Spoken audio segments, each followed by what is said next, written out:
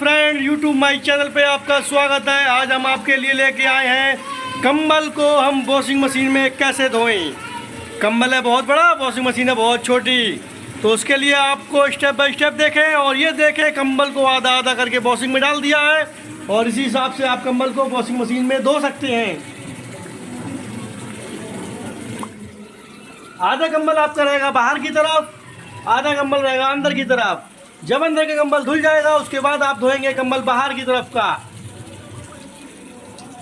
अगर आपको हमारी वीडियो अच्छी लगी हो, पसंद आई, तो हमारे चैनल को लाइक करें, सब्सक्राइब करें।